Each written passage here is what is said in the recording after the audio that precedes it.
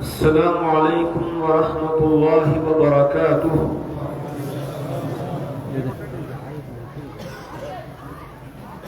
الحمد لله نحمده ونستعينه ونستغفره ونؤمن به ونتوكل عليه ونعوذ بالله من شرور أنفسنا ومن سيئات أعمالنا.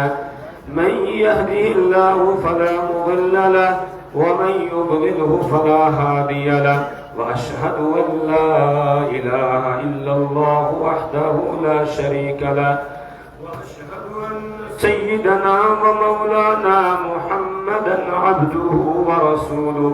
أما بعد، فقد قال الله تبارك وتعالى في كلامه المجيد: أعوذ بالله من الشيطان الرجيم، بسم الله الرحمن الرحيم. الحمد لله رب العالمين الرحمن الرحيم مالك يوم الدين. إياك نعبد وإياك نستعين. اهدنا الصراط المستقيم، صراط الذين أنعمت عليهم غير المغضوب عليهم ولا الضالين.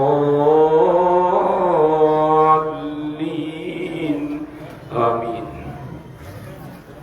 وقال في مقام آخر: وقال الرسول يا رب إن قوم اتخذوا هذا القرآن مهجورا. وقال النبي صلى الله عليه وسلم: إن هذا القرآن شافع مشفع، من جعله أمامه قاده إلى الجنة، ومن جعله خلفه ساقه إلى النار، أو كما قال عليه الصلاة والسلام. صدق الله العظيم وصدق رسوله النبي الكريم، ونحن على ذلك من الشاهدين والشاكرين، والحمد لله رب العالمين. رب اشرح لي صدري ويسر لي أمري واحلل عقدة من لساني يفقه قولي. رب زدني علما، سبحانك لا علم لنا إلا ما علمتنا، إنك أنت العليم الحكيم. سبھی حضرات عقیدت اور محبت کے ساتھ بآواز بلند درود پاک پڑھ لیں.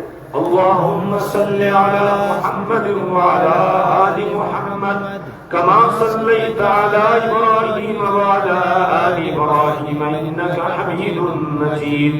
اللهم بارك على محمد وعلى آل محمد كما باركت على إبراهيم وعلى آل إبراهيم إنك حميد مجيد.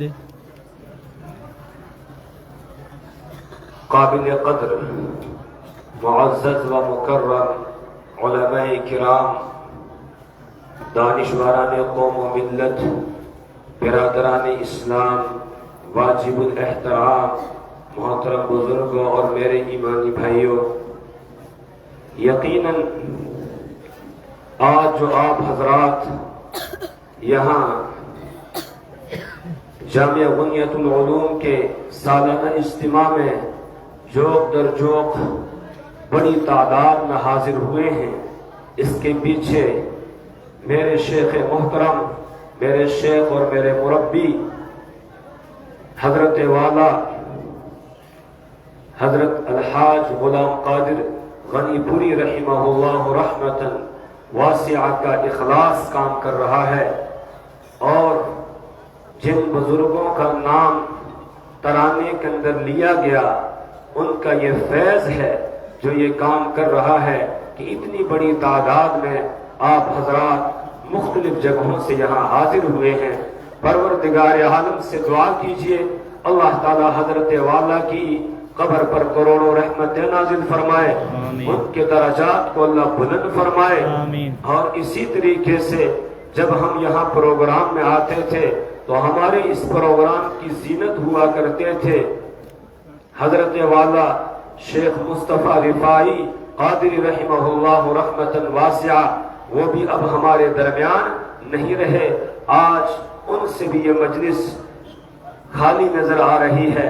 اللہ ان کی مغفرت فرمائے، اللہ ان کے درجات کو بلند فرمائے، اور ان حضرات کے فیض کو اللہ تعالیٰ تا قیامت جاری اور ساری فرمائے، اور اللہ تبارک و تعالیٰ حضرت الحاج برہان الحق صاحب غنی پوری دامت برکات عالی کو عزم و ہمت اور استقلال عطا فرمائے کہ جو اس کارواں کو لے کر چل رہے ہیں، پروردگار عالم اس باغ کو تا قیامت آباد فرمائے، سرسبز و شاداب فرمائے۔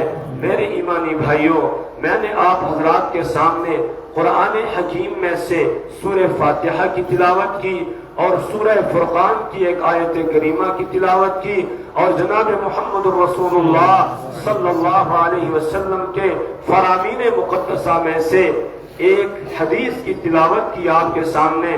پروردگار عالم سے دعا کیجئے اللہ تبارک و تعالی یہ جو میں نے آپ کے سامنے تلاوت کی اور حدیث پڑھی ہے، اس کے متعلق کچھ ایسی معروضات پیش کرنے کی توفیق عطا فرمائے جو ہم سب کے لیے مفید ہو۔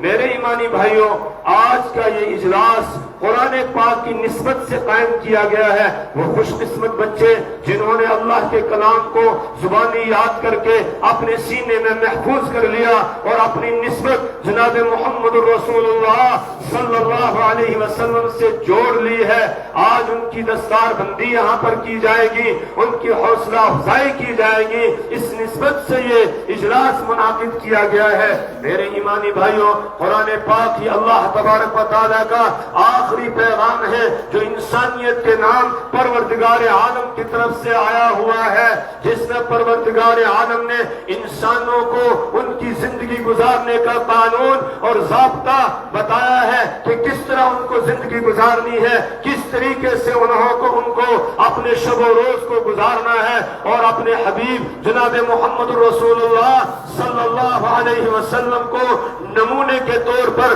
پروردگار عالم نے بھیجا اور اپنی کتاب ان پر نازل کی، اور ان کے ذریعہ سے یہ کتاب ہمیں ملی ہے، ہم تک یہ کتاب پہنچی ہے۔ میرے ایمانی بھائیوں، آج اس کتاب سے امت مسلمہ نے رخ موڑ لیا ہے، یہی وجہ ہے آج پوری دنیا کے اندر آپ دیکھ رہے ہیں مسلمان ذلت کی زندگی بسر کر رہا ہے۔ کیوں؟ اس لیے کہ ہم نے اللہ کی کتاب کو چھوڑ دیا۔ جب تک مسلمان اللہ کی کتاب کو اپنے ہاتھوں پر اٹھائے ہوئے تھا، اس کو بلند کیے ہوئے تھا، اس کو اپنے لیے امام اور مقتدی مان کر اپنے لیے زندگی گزارنے کا قانون اور ضابطہ سمجھتا تھا، اور اس کتاب کے ساتھ وابستہ تھا، یہ رفعتوں پر تھا، یہ بلندیوں پر تھا۔ لیکن جس دن ہم نے اس کتاب کو چھوڑ دیا تو اس کا نتیجہ یہ ہے کہ آج ذلت کی زندگی بسر کر رہے ہیں۔ سیدنا فاروق اعظم رضی اللہ تعالی عنہ رسول اکرم صلی اللہ علیہ وسلم سے حدیث نقل کرتے ہیں، آپ نے فرمایا ان اللہ یرفع بهذا الكتاب اقواما ويضع به آخرین۔ اللہ تبارک و تعالی اس کتاب کے ذریعے سے بہت سو کو بلندیوں پہ پہنچاتے ہیں اور بہت ساروں کو پستیوں کے اندر ڈال دیتے ہیں۔ جو اس کتاب کو اپنا امام مانتے ہیں، اس کتاب کو اپنے لیے زندگی گزارنے کا قانون سمجھ کر جو بھی کام کرتے ہیں اللہ کے قرآن سے پوچھ کے کرتے ہیں تو وہ کامیاب ہوں گے، وہ بلندیوں پر ہوں گے۔ اور جو قرآن پاک کو ایک طرف رکھ دیتے ہیں، اپنی منمانی کی زندگی بسر کرتے ہیں، دنیا کی دوڑ میں لگے ہوئے ہیں، دنیا والوں کو دیکھا وہ دونوں ہاتھوں سے دنیا کے مال و دولت کو سمیٹنے میں لگے ہوئے ہیں، یہ بھی اسی کے اندر لگ گئے، ان کو پھر اللہ پستیوں کے اندر ڈال دیتا ہے۔ دنیا کے اندر یہ حال ہوگا کہ پستی مقدر ہوگی، اور آخرت میں جناب محمد رسول اللہ صلی اللہ علیہ وسلم اللہ کے دربار میں مقدمہ دائر کریں گے۔ وقال الرسول یا رب ان قوم اتخذوا هذا القرآن مهجورا۔ وقال الرسول، اور رسول اکرم صلی اللہ علیہ وسلم ارشاد فرمائیں گے، یعنی اللہ کے یہاں مقدمہ دائر کریں گے۔ وقال الرسول یا رب ان قومی اے میرے پروردگار یقیناً میری قوم نے اتخذوا هذا القرآن مہجورا، انہوں نے قرآن پاک کو چھوڑ دیا تھا، یہ قرآن کو نہیں پڑھتے تھے، قرآن کو اپنے سامنے نہیں رکھتے تھے، اپنے آگے نہیں رکھتے تھے، اس کو اپنے لیے امام اور مقتدی نہیں مانتے تھے، انہوں نے اس کو چھوڑ دیا تھا۔ وقال الرسول یا رب ان قوم اتخذوا هذا القرآن مہجورا، بتائیے جب جناب محمد رسول اللہ صلی اللہ علیہ وسلم جن کو اللہ نے رحمت للعالمین کا لقب دیا اور یقیناً وہ رحمت للعالمین تھے، وہ ہر وقت اپنی امت کے بارے میں فکر مند رہتے تھے کہ کسی طرح میری امت جہنم سے بچ کے جنت میں چلی جائے، کتنا فکر مند رہتے تھے، کتنا غم زدہ رہتے تھے۔ پروردگار عالم کو ترس آ گیا، کہا لعلک باخع نفسک علی آثارہم ان لم یؤمنوا بہذا الحدیث اسفا، میرے محبوب اتنا غم کرنے کی ضرورت نہیں ہے، ایسا لگتا ہے آپ غم کرتے کرتے اپنی جان ہی گنوا دیں گے اس بات پر کہ یہ لوگ اس پر یعنی قرآن پر ایمان نہیں لا رہے ہیں، آپ کی بات کو تسلیم نہیں کر رہے ہیں، جنت کے راستے کو اختیار نہیں کر رہے ہیں، اس پر غم کرتے کرتے آپ اپنی جان گنوا دیں گے۔ میرے پیارے وما علیک الا البلاغ، آپ کے ذمے تو خالی پہنچا دینا ہے، اتنا رونا اتنا پریشان ہونا یہ آپ کے لیے آپ پر لازم نہیں کیا گیا ہے، اتنے نہ رویا کرے اپنی امت کے لیے، کس طرح روتے تھے۔ اللہ اکبر، ایک موقع کی بات بتاتا ہوں، لیکن یہ صرف ایک دن نہیں روئے بلکہ ہر رات آپ روتے تھے، کوئی باپ اپنی اولاد کے لیے، کوئی ماں اپنی اولاد کے لیے، کوئی استاد اپنے شاگردوں کے لیے، کوئی پیر اپنے مریدوں کے لیے اتنا نہیں روتا ہے جتنے جناب محمد رسول اللہ صلی اللہ علیہ وسلم ہم گناہگاروں کے لیے روتے تھے۔ اللہ اکبر، مشکات شریف کے اندر روایت ہے، ایک دن جناب محمد رسول اللہ صلی اللہ علیہ وسلم نے قرآن پاک کی آیت کریمہ پڑھی، رب انہن اضللن کثیر من الناس فمن تبعنی فانہ منی ومن عصانی فانک غفور رحیم۔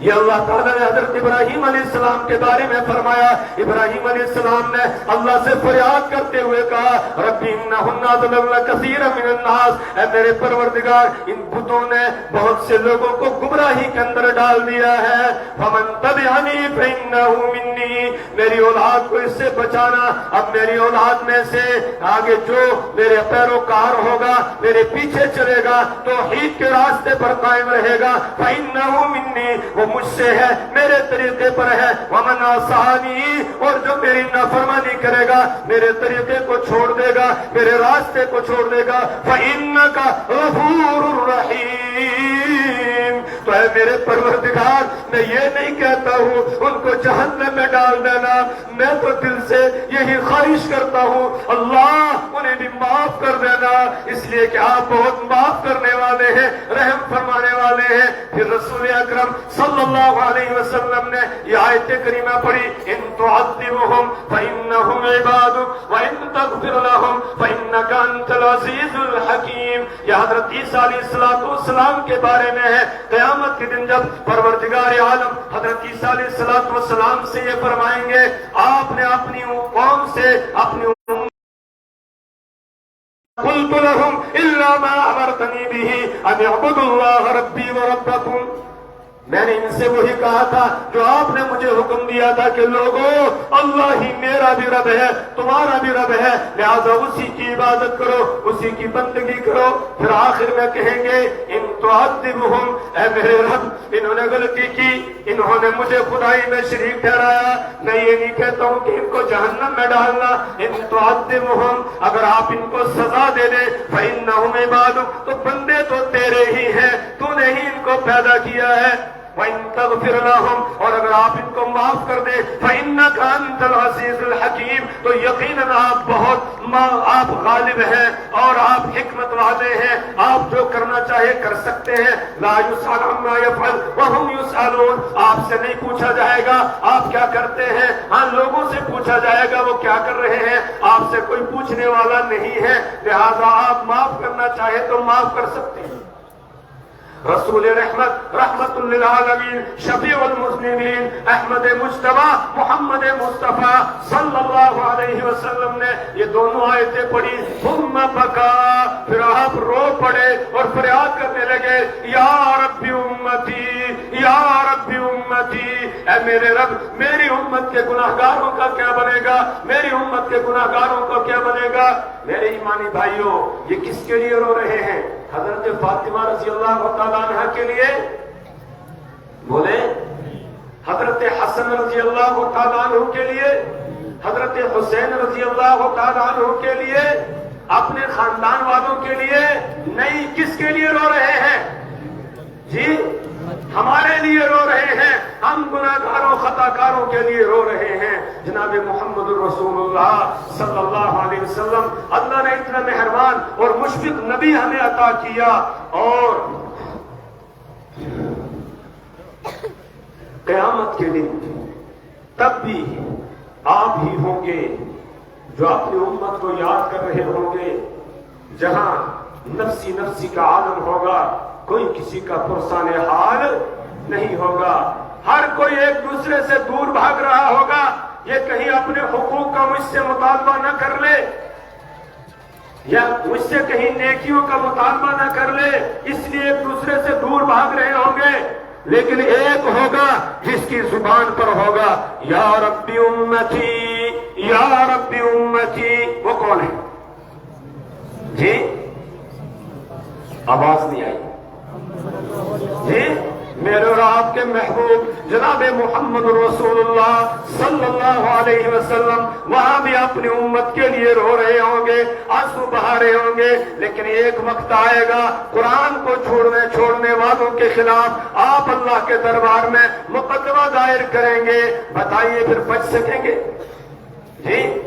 کہاں جائیں گے شفاعت کی بھیک مانگنے کے لیے جب آپ خود ہی جو ہے مقدمہ دائر کر رہے ہیں؟ اس لیے میرے ایمانی بھائیوں، آؤ آج جامعہ بنیاد العلوم کے اس سالانہ اجلاس کے اندر ہم سب اپنے رب سے وعدہ کریں، عہد کریں، انشاءاللہ ہم قرآن پاک کو پڑھیں گے، ہم قرآن پاک کو سمجھیں گے۔ آواز نہیں آئی؟ ہے ارادہ یا نہیں جی؟ ہاں، اور قرآن پاک پر عمل کریں گے، اپنے لیے اس کو امام بنائیں گے، جو اس کو اپنا امام بنائے گا، اپنے آگے رکھے گا، قرآن پاک قیامت کے دن اس کو پکڑ کے جنت میں لے جائیں گے۔ اللہ کے رسول جناب محمد رسول اللہ صلی اللہ علیہ وسلم نے فرمایا ان هذا القرآن شافع مشفع، یہ قرآن پاک سفارش کرنے والا ہے اور ایسا سفارشی ہے جس کی سفارش سنی جائے گی قیامت کے دن۔ من جعلہ امامہ، جو قرآن پاک کو اپنے آگے رکھے گا، یعنی قرآن سے پوچھ کے زندگی بسر کرے گا، قرآن سے پوچھے گا مجھے کیا کھانا ہے کیا نہیں کھانا ہے، حلال اور حرام، قرآن کے حلال کو اختیار کرے گا، حرام سے بچے گا، جائز کو اختیار کرے گا، ناجائز سے بچے گا، قرآن میں جو اللہ نے اوامر احکامات دیے ہیں، کرنے کے کام دیے ہیں ان کو کرے گا، جن سے منع کیا ہے ان سے رک جائے گا، تو سمجھو اس نے قرآن کو اپنے آگے رکھا ہے، اور جو قرآن کو اپنے آگے رکھے گا تو قادہ الی الجنہ، قرآن پاک اس کو پکڑ کے جنت میں لے جائے گا۔ ومن جعلہ خلفہ، اور جو بدقسمت بدبخت اپنی بدقسمتی اور بدبختی کی وجہ سے قرآن کو پیچھے ڈال دے گا، قرآن سے نہیں پوچھے گا حلال کیا ہے حرام کیا ہے، جائز کیا ہے ناجائز کیا ہے، امر کیا ہے نہیں کیا ہے، قرآن سے نہیں پوچھے گا، اپنی من مانی کی زندگی بسر کرے گا، ساقہ الی النار، تو قرآن پاک اس کو ہنکا کر جہنم کی طرف لے جائے گا۔ اللہم احفظنا، اللہ ہماری اس سے حفاظت فرمائے۔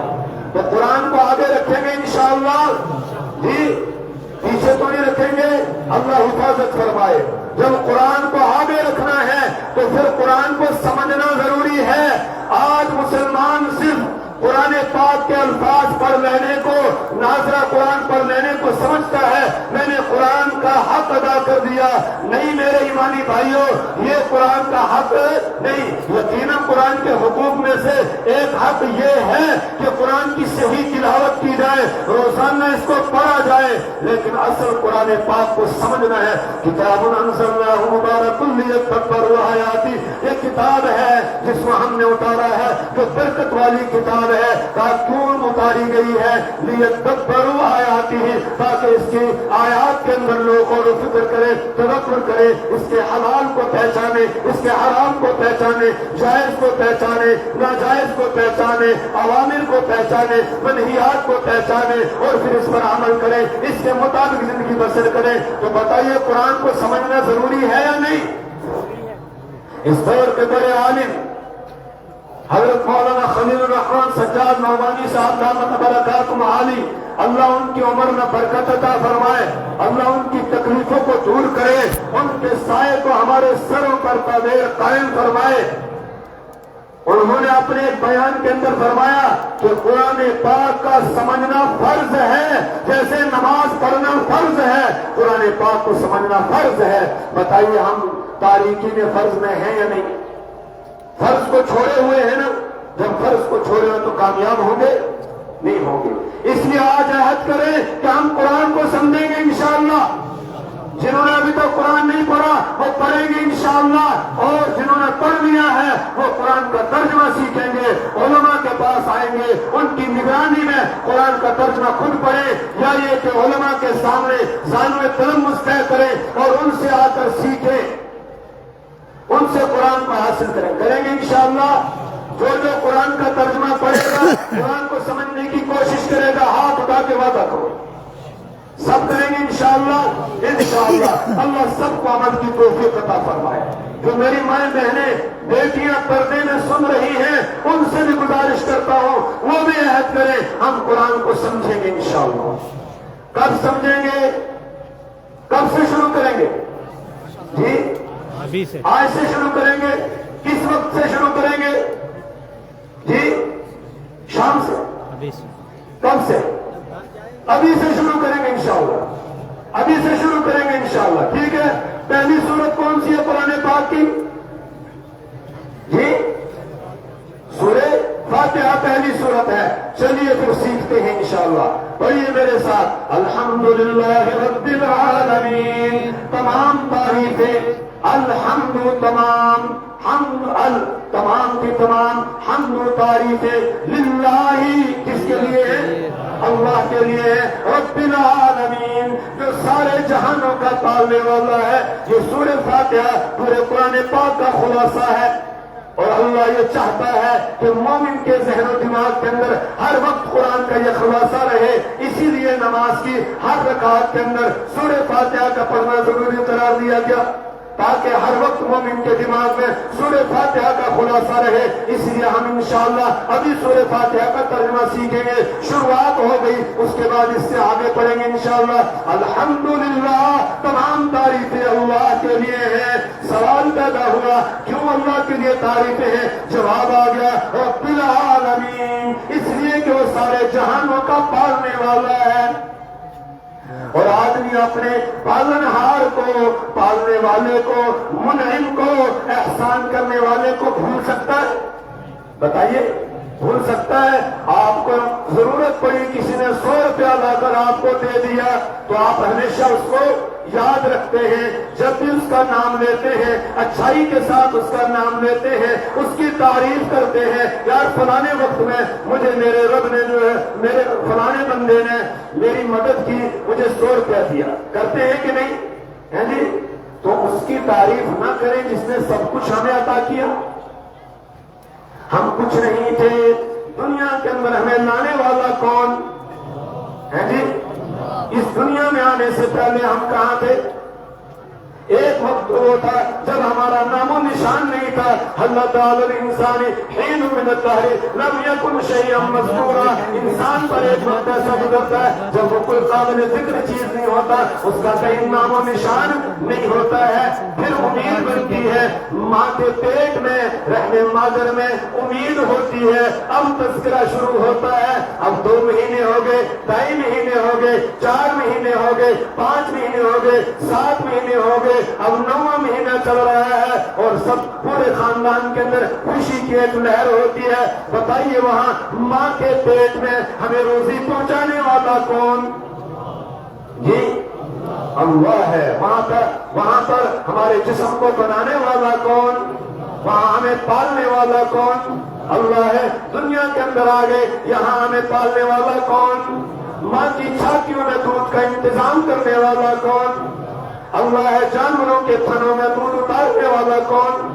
نسقيكم مما في بطونه من بين فرث ودم لبنا خالصا سائغا للشاربين. اللہ کہتا ہے تمہارے گھر میں بندے ہوئے جانور ہیں، ان میں غور و فکر کرو، تمہارے لیے عبرت کا سامان ہے. ہم ان کے پیٹ سے خون اور گوبر کے بیچ میں سے تم کو پلاتے ہیں. کیا پلاتے ہیں؟ لبنا خالصا. کیا پلاتا ہے؟ خالص دودھ پلاتا ہے جس میں نہ تو خون کا رنگ ہے نہ گوبر اور پیشاب کی بدبو ہے. سائغ للشاربین، جو پینے والوں کے لیے بڑا مزیدار ہے. تو یہاں دنیا میں بھی پالنے والا کون؟ اللہ ہے. آنکھوں کو بنانے والا، کانوں کو بنانے والا، آنکھوں میں دیکھنے کی طاقت دینے والا، کانوں میں سننے کی طاقت دینے والا، زبان کو بنانے والا، زبان میں بولنے کی طاقت دینے والا، ہاتھوں کو بنانے والا، ان جوڑوں کو بنانے والا اللہ ہے. اور ان میں پکڑنے کی طاقت دینے والا اللہ. ان پیروں کو بنانے والا کون؟ اللہ ہے. ان میں چلنے کی طاقت دینے والا جی کون ہے؟ اللہ ہے. دل و دماغ کو بنانے والا اللہ ہے. اور سوچنے کی طاقت دینے والا اللہ ہے. ان السمع والبصر والفؤاد كل اولئك كان عنه مسؤولا. یہ اللہ کی دی ہوئی نعمتیں ہیں، ان سے اللہ کا شکر ادا کرنا ہے. اللہ کے شکر میں ہم لگائیں گے، اللہ کا شکر ادا کریں گے تو پروردگار عالم اور نعمت بڑھا کر دے گا. نہ شکری کریں گے دی ہوئی بھی چھین سکتا ہے نا. تو 100 روپے والے کا تو ہم شکریہ ادا کرتے ہیں، اس کی تعریف کرتے ہیں جس نے سب کچھ ہمیں دیا، جس نے آسمان بنایا، جس نے زمین بنائی، جو اوپر سے بارش برساتا ہے، زمین سے نباتات اگاتا ہے، سارے کام ہمارے کرنے والا ہے. اس کی تعریف نہ کرے تو الحمدللہ رب العالمین. تمام تعریفیں اللہ کے لیے ہے. کیوں جی؟ بات نہیں سمجھ آئی. تمام تعریفیں اللہ کے لیے کیوں ہیں؟ رب العالمین، اس لیے کہ وہ سارے جہانوں کا پالنہار ہے اور پالتا بھی ہے، لیکن تانا بھی نہیں لیتا ہے. دنیا میں کوئی کسی کی مدد کرتا ہے اس کو تانا دیتا ہے، لیکن وہ پالتا بھی ہے تو مہربانی سے پالتا ہے. اس لیے کہتا ہے الرحمن الرحیم. وہ بڑا مہربان ہے، نہایت رحم کرنے والا ہے. یہ اس کی مہربانی ہے. ماننے والوں کو بھی کھلاتا ہے، نہ ماننے والوں کو بھی کھلاتا ہے. ماننے والوں کو بھی دیتا ہے، جو نہیں مانتے ان کو بھی دیتا ہے، اپنوں کو بھی دیتا ہے، دشمنوں کو بھی دیتا ہے. کیوں؟ الرحمن، وہ بڑا مہربان ہے. الرحیم، نہایت رحم کرنے والا ہے. لیکن کہیں یہ نہ سمجھنا وہ بڑا مہربان ہے لہذا اپنی من مانی کی زندگی بسر کرو، اس کا رحم وہاں بھی ظاہر ہوگا. کہ نہیں. مالک یوم الدین، وہ بدلے کے دن کا مالک ہے. اس نے دنیا کے اندر تمہیں بھیجا ہے، ایک کام دے کر بھیجا ہے. اس کی معرفت حاصل کرنی ہے، معرفت والوں کے پاس آ کر، اور اسی طرح اس کے حکموں کو پورا کرنا ہے. جو اس کے حکموں کو پورا کر کے آئے گا وہ نوازا جائے گا. اس کو حکم ہوگا جا ادخلوا آمینین، کہ جنت میں داخل ہو جا امن کے ساتھ، سلامتی کے ساتھ. ادخلوها بسلام آمینین، یہ کہا جائے گا. اور جس نے نہیں مانا، جس نے اس کے حکموں کو پورا نہیں کیا، اس کو ناراض کرتا رہا، اس کے لیے پھر اس نے قید خانہ بھی تیار کیا ہے. وہ قید خانہ کیا ہے جی؟ جہنم. پھر اس کو جہنم میں ڈالے گا. وسیق الذین کفروا الی جہنم زمرا، نافرمانوں کو جہنم کی طرف لے جایا جائے گا. اور وسیق الذین اتقوا ربهم الی الجنۃ زمرا، اور متقیوں کو، پرہیزگاروں کو جنت کی طرف لے جایا جائے گا. تو اس نے ایک بدلے کا دن رکھا ہے، مالک یوم الدین، وہ بدلے کے دن کا مالک ہے. سب سے پہلے نمبر پر کیا تھا؟ الحمدللہ رب العالمین. تمام تعریفیں اللہ کے لیے. رب العالمین، جو سارے جہانوں کا پالنے والا ہے. الرحمن، بڑا مہربان ہے. الرحیم، نہایت رحم کرنے والا ہے. مالک یوم الدین، بدلے کے دن کا مالک ہے. اب بدلے کے دن کون کامیاب ہوگا، کون ناکام ہوگا؟ جو رب کی عبادت کرے گا، رب کو رب سمجھے گا، اس کے ساتھ کسی کو شریک نہیں ٹھہرائے گا، نہ عبادت میں، نہ دعا اور پکار میں، نہ نظر و نیاز میں کسی نے بھی اس کا شریک کوئی نہیں ٹھہرائے گا، وہ کامیاب ہوگا۔ جو صراط مستقیم پر چلے گا وہ کامیاب ہوگا۔ اس لیے اگلی آیت میں ہے ایاک نعبد و ایاک نستعین، ہم تیری ہی عبادت کرتے ہیں۔ بولیے، ہم تیری ہی عبادت کرتے ہیں، مطلب کسی اور کی نہیں۔ ایسا نہیں مسجد کے اندر تو تیری اور باہر کسی اور کی، ایسا ہے نہیں ہے۔ سجدوں کا حقدار کون؟ دعا اور پکار کا حقدار، نظر و نیاز کا حقدار صرف کون ہے؟ اللہ ہے، اس کے علاوہ کوئی نہیں ہے۔ لا تسجدوا للشمس ولا للقمر واسجدوا للہ الذی خلقہن، نہ چاند کو سجدہ کرو، نہ سورج کو سجدہ کرو، اس کو سجدہ کرو جس نے ان سب کو پیدا کیا۔ وہ کون ہے؟ اللہ ہے۔ تو لہذا سجدہ کس کو؟ اللہ کو کرنا ہے۔ دعا اور پکار صرف کس سے؟ اللہ سے۔ وہ کہتا ہے ادعونی استجب لکم، مجھ سے مانگو میں تمہاری دعاؤں کو قبول کرتا ہوں۔ وقال ربکم ادعونی استجب لکم، تمہارا رب کہتا ہے مجھ سے مانگو میں تمہاری دعا اور پکار کو سنوں گا۔ لہذا مانگنا بھی کس سے؟ عبادت بھی کس کی؟ اللہ کی۔ اس لیے وعدہ لے لیا ایاک نعبد و ایاک نستعین، ہم تیری ہی عبادت کرتے ہیں اور تجھ ہی سے مدد مانگتے ہیں۔ اب اللہ ہی کی عبادت کرنے والا اور اللہ سے ہی مدد کرنے والا، مانگنے والا جو آدمی ہوتا ہے وہ صراط مستقیم پر ہوتا ہے۔ کس پر ہوتا ہے جی؟ صراط مستقیم پر۔ اس لیے اگلی آیت میں ہمیں حکم دیا کہ رب سے صراط مستقیم مانگو۔ اہدنا، ہمیں چلا الصراط المستقیم، کس پر؟ سیدھے راستے پر۔ اہدنا الصراط المستقیم، ہمیں سیدھے راستے پر چلا۔ ایک دن دو دن نہیں، مرتے دم تک میرے رب ہمیں صراط مستقیم پر چلا۔ اہدنا الصراط المستقیم۔ اب صراط مستقیم کا پتہ کیسے چلے گا کہ وہ راستہ صراط مستقیم کا مطلب سیدھا راستہ، وہ راستہ جو سیدھا کہاں جا رہا ہو؟ جنت کی طرف جا رہا ہو، رب کی طرف جا رہا ہو، رب سے ملانے والا راستہ۔ تو پتہ کیسے چلے گا؟ کہا آگے پڑھ لو، صراط الذین انعمت علیہم، ان لوگوں کے طریقے پر، ان کے راستے پر جن پر آپ نے انعام کیا ہے، ان کے راستے پر جن پر آپ نے انعام کیا ہے۔ آؤ اب قرآن سے پوچھتے ہیں منعم علیہم کون ہے؟ وہ لوگ کون ہیں جن پر اللہ نے انعام کیا ہے، جن کے راستے پر چلنے کے لیے ہم کو حکم دیا جا رہا ہے؟ تو قرآن کہتا ہے انعم اللہ علیہم من النبیین والصدیقین والشہداء والصالحین وحسن اولئک رفیقا، جن پر اللہ نے انعام کیا ہے وہ کون ہے؟ نبیین اور انبیاء کرام علیہ الصلوۃ والسلام، الصدیقین اور کون ہے جی؟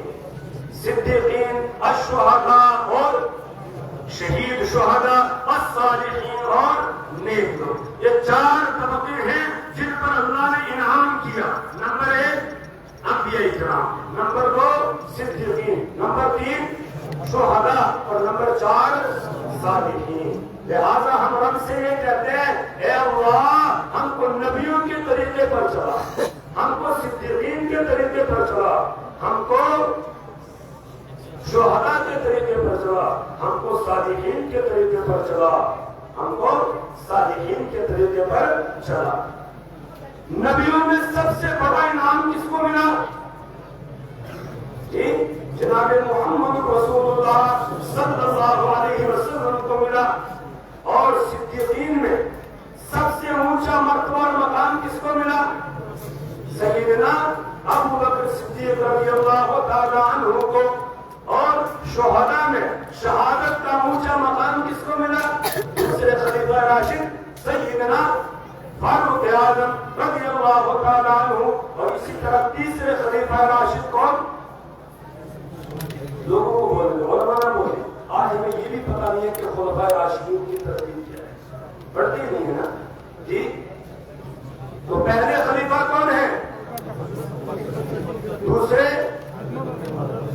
تیسرے حضرت عثمان غنی رضی اللہ تعالیٰ عنہ، کامل الحیاء والایمان، جامع القرآن سیدنا عثمان ابن عفان رضی اللہ تعالیٰ عنہ. اور چوتھے خلیفہ راشد سیدنا علی رضی اللہ تعالیٰ عنہ ہے. تو ہم اللہ سے یہ کہتے ہیں اے اللہ ہم کو نبیوں کے طریقے پر چلا، حضور کے طریقے پر چلا، ہم کو صدیقین یعنی حضرت ابوبکر صدیق رضی اللہ تعالیٰ عنہ کے طریقے پر چلا، ہم کو حضرت فاروق اعظم رضی اللہ تعالیٰ عنہ کے طریقے پر چلا، تیسرے خلیفہ راشد سیدنا عثمان غنی شہید ان کے راستے پر چلا، چوتھے خلیفہ راشد سیدنا علی المرتضی رضی اللہ تعالیٰ عنہ ان کے طریقے پر ہم کو چلا. اور پھر صالحین جتنے بھی میرے نبی کے صحابہ ہیں وہ سب کے سب کس میں ہیں جی؟ صالحین میں آتے سارے. پھر تابعین، پھر تبع تابعین، پھر ائمہ دین، پھر اولیاء اعظام، اللہ والے، اللہ کے ولی، یہ سب کے سب کس میں آتے ہیں؟ صالحین میں آتے ہیں. تو ہم اللہ سے کہتے ہیں اللہ ہم کو ان کے طریقے پر چلا.